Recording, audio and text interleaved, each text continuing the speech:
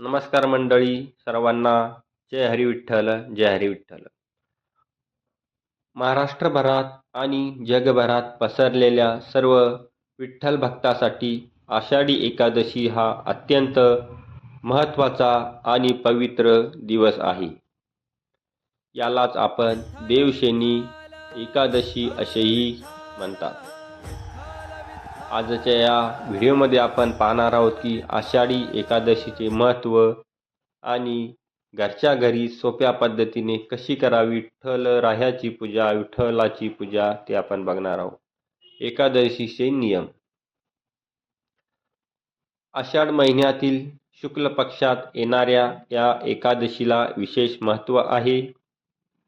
मान्यतानुसार या दिवसापासून भगवान विष्णू 4 महिन्यासाठी योग निद्रेमध्ये जातात. म्हणूनच याला देवशेनी एकादशी म्हणतात.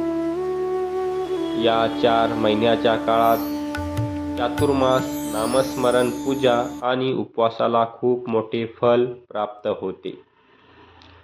आषाढी एकादशी या दिवसापासून चातुर्मासास प्रारंभ होत असतो. म्हणून या उपवासाला खूप महत्त्व प्राप्त झालेलं आहे.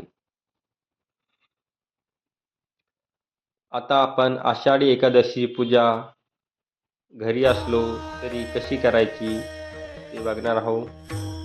एकादशीच्या दिवशी सकाळी लवकर उठून स्नान करावे आणि स्वच्छ वस्त्रे परिधान करावी. त्यानंतर विठ्ठलाचे ध्यान करून उपवासाचा एक संकल्प करायचा असतो.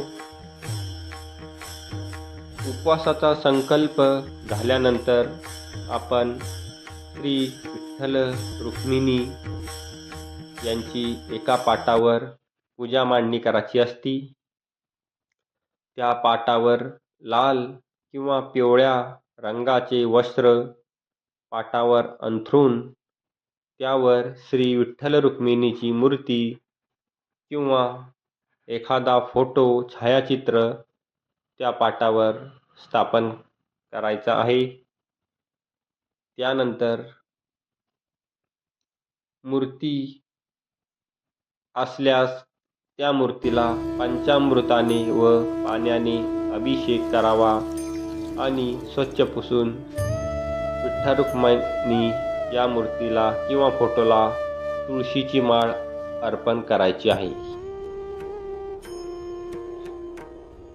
तसेच विठ्ठलाला आणि रुक्मिणीला हळद कुंकू, अबोली किंवा तुळशीची मंजिरी, पिवळी फुले वाहवीत. लक्षात ठेवा, विठ्ठलाच्या पूजेत तुळशीच्या पानांना अत्यंत महत्त्व आहे. म्हणून वारकरी संप्रदायामध्ये तुळशीची माळ याला अत्यंत महत्त्व आहे. म्हणून तुळशीची माळ सर्वजण गळ्यात घालतात. कोणत्याही प्रकारचं फूल नसलं तरी चालेल, पण तुळशीची माळ ही विठ्ठल रुक्मिणीच्या एकादशीच्या पूजेत असायला हवी.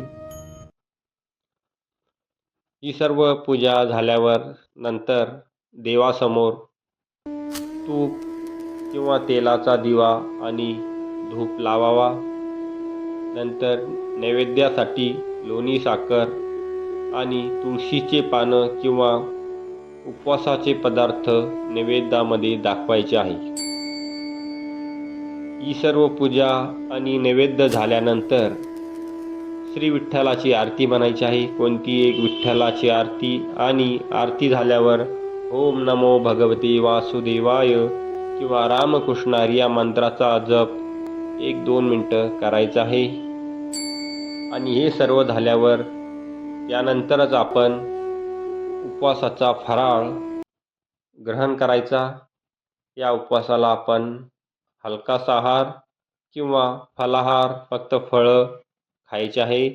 आणि दिवसभर विठ्ठलाचा काम करताना श्री विठ्ठल विठ्ठल नामजप आपल्याला होईल तेवढा करायचा आहे. असं एकादशीच्या दिवशी मांसाहार, कांदा, लसूण पूर्णपणे टाळावे.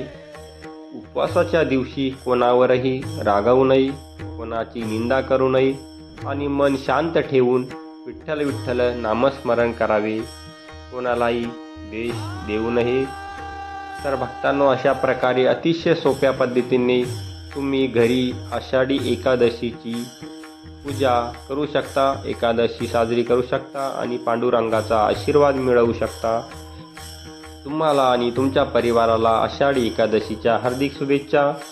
जर तुम्हाला हा व्हिडिओ आवडला असेल तर नक्की लाईक करा, तुमच्या मित्रपरिवारासोबत शेअर करा आणि आपल्या चॅनलला सबस्क्राईब करायला विसरू नका. कमेंटमध्ये जय हरी विठ्ठल नक्की लिहा. धन्यवाद.